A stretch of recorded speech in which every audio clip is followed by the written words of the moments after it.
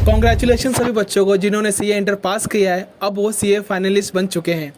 ये एक नई जर्नी अभी आपकी स्टार्ट होने वाली है। अभी आपके घर में बहुत खुशी का माहौल होगा, सबका आप फ़ोन लगा रहे होंगे और घर में लड्डू उड्डू भी सब जगह सब कुछ हो रहा होगा।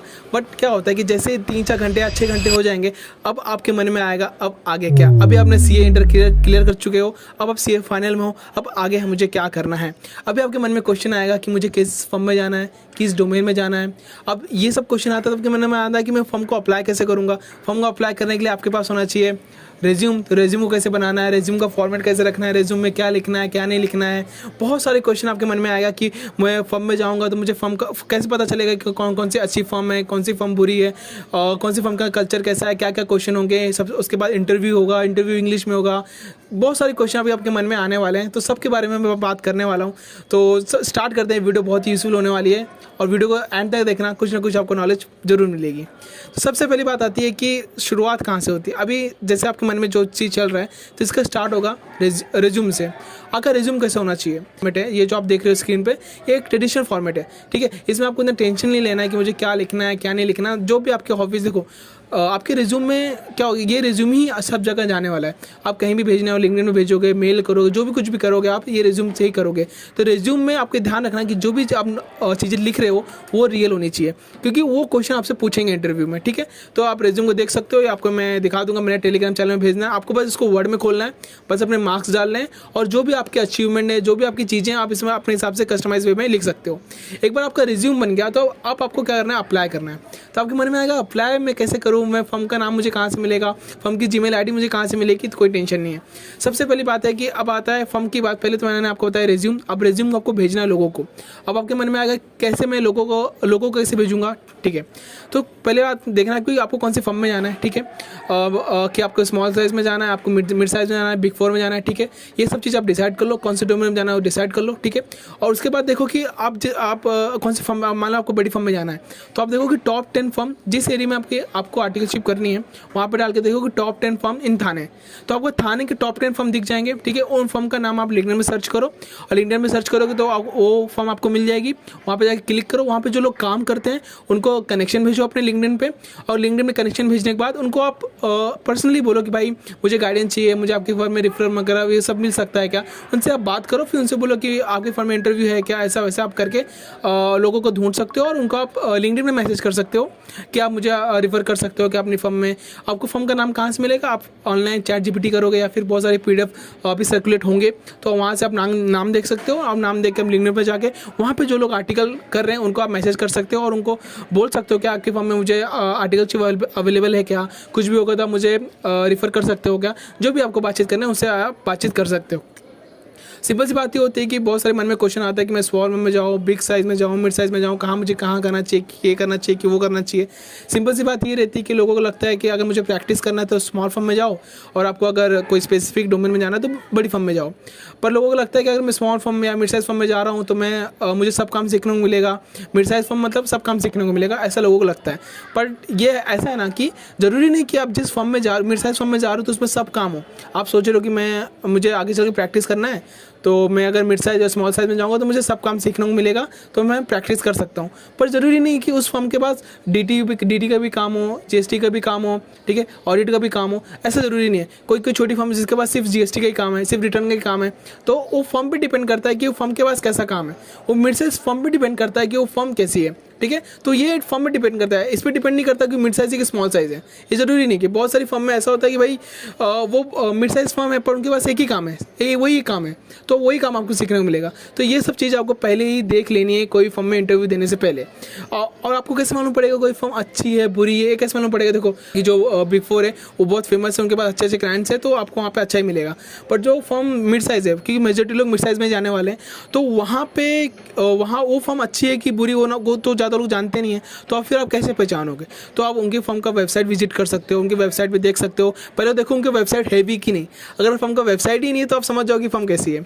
ज़रूरी नहीं, मैं ये नहीं बोल रहा हूँ कि अगर फर्म का वेबसाइट नहीं है तो ख़राब फर्म है, बट आप एक बेंचमार्क देख सकते हो कि भाई अच्छी फर्म है। अगर फर्म अच्छी है, मिड साइज फर्म है, तो उसके पास एक वेबसाइट होना चाहिए। उसका वेबसाइट देखो, उसका वेबसाइट कैसे ओपन हो रहा है, उसमें कितने पार्टनर हैं, वो सर्विसेज कौन सी दे रहा है, ये सब चीज़ें आप देख सकते हो। और सिंपल सी बात, कोई भी फर्म में आपको इंटरव्यू देने जा रहे हो, आपको लगता है कि इस इंटरव्यू हो गया आपका, ठीक है। इंटरव्यू होने के बाद आपको वहाँ से आया कि आप ज्वाइन कर लो करके। तो आप देखो कोई भी फर्म में जाओ, उस फर्म के अंदर जो भी आर्टिकल काम कर रहा है ना, उसको आप लिंक्डइन में कनेक्शन भेजो, कनेक्शन भेज के उससे बात करो आप, और उससे इनडायरेक्टली पूछो कि आपके फर्म का टाइमिंग कैसा है, आपके फर्म का कल्चर कैसा है। क्योंकि इंटरव्यू में वो लोग कुछ भी बोलेंगे, हाँ ऐसा है वैसा है, हमारे पास बहुत अच्छे अच्छे क्लाइंट है, पर जब आप रियल में काम करने जाते हो तो आपको मालूम पड़ता है कि मेरे पास क्लाइंट अच्छे नहीं है। तो आपको वहाँ से बात करनी है, वहाँ पे जो आर्टिकल है उनसे अच्छे से बात करनी है, दोस्त बनाना है उनको, और उनसे पूछना है कि आपकी फर्म कैसी है, फर्म का कल्चर कैसा है, ये चीज़ कैसा है, क्या चीज़ कैसा है, ये सब चीज़ आपको पूछ के चलनी है, वही पूछ के चलनी है, और आपको सब उसका ओवरव्यू मिल जाएगा। उसके हिसाब से आपको फर्म में जाना है कि नहीं जाना, वो डिसाइड करना है। और तीसरी बात ये होती है कि इंटरव्यू क्या होगा, इंटरव्यू कैसे होता है, इंटरव्यू में कैसे पूछते क्वेश्चन, इंटरव्यू पूरा इंग्लिश में होता है क्या, मुझे इंग्लिश नहीं आती अच्छे से, ये सब चीज़ें बहुत सारे क्वेश्चन आपके मन में आने वाला है। तो एक स्पेसिफिक क्वेश्चन होता है, अगर आप ऑडिट के डोमेन में जा रहे हो तो बहुत सारे 3-4 कॉमन क्वेश्चन है जो आपसे पूछेंगे। अगर डीटी के अंदर जा रहे हो तो 3-4 बहुत सारे, मतलब एक्चुअली क्वेश्चन फिक्स ही हैं। जैसे डीटी क्या मतलब अमेंडमेंट क्या है, डीटी में वो आपसे पूछ लेंगे, आपसे कोई भी रेट वगैरह पूछ लेंगे, आपसे कोई भी जो भी आपने जो पढ़ा इंटर में वही आपसे क्वेश्चन पूछेंगे।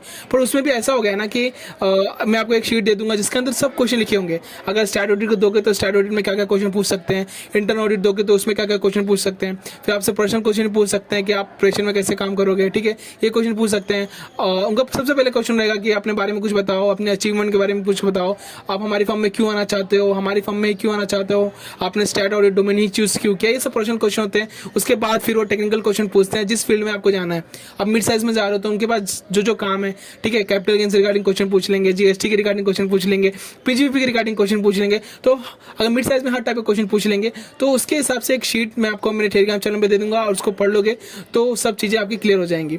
तो इस वीडियो में मैंने बस शॉर्ट में बातें की कि ये सब चीज़ें आप फेस करने वाले हो और बहुत क्वेश्चन आपके मन में आने वाले हैं। तो आप मुझे अगर कमेंट करोगे तो मैं उस स्पेसिफिक टॉपिक पे कि भाई लिंक्डइन में मैसेज कैसे करना है, क्योंकि लिंक्डइन में जो मैंने मैसेज किए थे, मैंने पार्टनर्स के रिप्लाई मुझे आए थे, क्योंकि मैसेज करने का भी तरीका होता है और रेफरल मांगने का भी तरीका होता है। क्योंकि आप डायरेक्ट किसी से बात करोगे और उससे बोलेगा ना भाई मुझे रिफर कर दे, तो आपको कभी रिफर नहीं करेगा। सबसे पहले आपको बात करनी है, आपको बोलना है सामने वाले को कि कैन यू गाइड मी, तो वो बोलेगा कि how can I help you. तो आप पूछो कि ऐसा कर सकते हो क्या, मैं क्या कर सकता हूँ, मुझे एचआर का आईडी दे दो, एचआर का मेल दे दो, फिर वो एचआर का आईडी देगा, एचआर का मेल देगा, फिर आपको बोलना क्या मुझे आप थोड़ा हेल्प कर सकते हो, रिफर कर सकते हो क्या, फिर वो करेगा। वो तो क्या अगर आप ज़्यादा बातचीत करके डायरेक्टली बोल के इनडायरेक्टली लोगों को बोलते हो ना, तो उनको लगता है कि आप सीरियस हो और आपको सही में कुछ करना है। आप किसी को बोलते हो मुझे रिफर कर दो, तो बहुत लोग हैं जो रिफर कर देते हैं, पर ऐसा लगता है कि आप सामने वाले को ऑर्डर दे रहे हो। एक पोलाइट वे में थोड़ा बात करके कि भाई मुझे आपसे गाइडेंस चाहिए, फिर गाइडेंस लेने के बाद फिर आप उनको बोलो कि भाई थोड़ा मुझे आप हेल्प कर सकते हो का, वो एक तरीका होता है। मैंने कैसे मेल किए थे, मैंने कैसे मेल का मेरा फॉर्मेट कैसा था, मैं जब कॉल मेल करता था या फिर लिंक्डइन मैसेज करता था, मैं स्क्रीनशॉट थोड़े लगा दूंगा अपने वीडियो में, आप उसको भी देख सकते हो कि क्या चीज़ें कैसे करनी थी। वो सब चीज़ें आपको दिख रही होंगी कि भाई मैंने कुछ बड़ी बड़ी फर्म में किया था, वहाँ पे मैंने पार्टनर को मैसेज किया था, पार्टनर से मुझे रिप्लाई आया था, पार्टनर से मुझे इंटरव्यू मेरा अरेंज हुआ था। तो जो भी चीज़ करना है आपको लिंक्डइन पे लोगों को मैसेज करना है, लोगों को मैसेज करने आप सर्च करोगे। अगर आपको कोई फर्म डाल के मैसेज नहीं करनी है तो आप सिंपल सा सर्च करो लिंक्डइन पे क्या आर्टिकलशिप डालोगे तो बहुत सारे पेजेस आपको दिख जाएंगे जहाँ पे उन्होंने दिया रहेगा कि वॉक थ्रू होने वाला है, ये सब चीज़ होने वाला है, आप पहले ही पूछ सकते हो। और देखना कल से या 3-4 दिन से हर फर्म का स्टार्ट हो जाएगा वॉक थ्रू। तो आपको लिंक्डइन पे अपडेट रहना ही रहना है, आपको चेक करते रहना, आर्टिकलशिप सर्च करके चेक करते रहना है। सी आर्टिकलशिप डालो, चेक करो, आपको सब चीज़ दिखता रहेगा। तो जितना अपडेट होगा सब आर्टिकलशिप, जो जितने आर्टिकलशिप रिलेटेड जो भी नॉलेज रहेगी सब आपको लिंक्डइन पे मिलती रहेगी, तो वो अपडेट करते हुए रहना है। बाकी कोई भी स्पेसिफिक टॉपिक जैसे आपके रिज्यूम पे मैं आपको बताया हुआ फॉर्मेट दे दूंगा, वर्ड का फॉर्मेट है, सिंपल से जाके आपको बस उसमें कॉपी पेस्ट करके अपना नाम लिख के देना है, फिर उसको भेजना है। फिर भेजने के लिए आपको बताया फॉर्म कैसे पता करोगे, तो बहुत सारी PDF घूमेंगे आपके पास भी आ जाएंगे, या फिर आप सिंपली सर्च कर सकते हैं गूगल पे कि टॉप फॉर्म आपके एरिया में, टॉप फॉर्म जहाँ भी आपको आर्टिकलशिप करने वहाँ पर डालोगे टॉप फॉर्म कौन सी है, ठीक है। अगर आपको जिस डोमेन के साथ डिसाइड करना वो भी मैंने एक वीडियो में बताया हुआ है, जिसका आई बटन पे आ रहा हो वीडियो, आप उसको भी देख सकते हो। बाकी कोई भी टॉपिक पे अगर आपको स्पेसिफिक वीडियो चाहिए कि मैंने क्या चीज़ कैसे की थी, मैंने कौन सा डोमेन चूज़ किया है, मैंने क्यों डोमेन चूज़ किया है, ठीक है, डोमेन को किस बेस पे चूज़ करना है, कोई भी, तो हम इस पर बात करेंगे। फिलहाल तो अभी आप इंजॉय करो और जितना हो सके इस मूवमेंट बहुत ही अच्छा मूवमेंट है, जिससे एंजॉय करो और ये सब चीज़ों को भी ध्यान में रखो। बाकी कुछ भी डाउट है कमेंट करो, और कुछ भी रहे मुझे ज़रूर पूछना, मैं उस पर अलग से वीडियो बनाऊंगा। बाकी अभी इंजॉय करो, आप क्या कर सकते हो, पूरा घर का माहौल खुश होगा, मैं समझ सकता हूँ। बहुत खुशी होती है इतने टाइम के बाद आप पास हुए हो, तो इसका अलग ही माहौल रहता है कि भाई मैं पास हो गया। इतने अटेम्प्ट के बाद अगर आपको अटेम्प्ट लगे तो इसकी खुशी एक नेक्स्ट लेवल की होती है कि भाई अब मैं फाइनली आप सीए फाइनलिस्ट बन चुके हो। फाइनली अच्छा लगता है सुन के, मतलब घर पे कॉल्स आ रहे हैं, मम्मी पापा सब खुश हैं, आप भी खुश हो, बहुत अच्छा माहौल। इसको फील करो और उसके बाद शाम से लग जाओ अपनी एक नई जर्नी पे, और ये जर्नी रियल में बहुत इंटरेस्टिंग होने वाली है। बाय।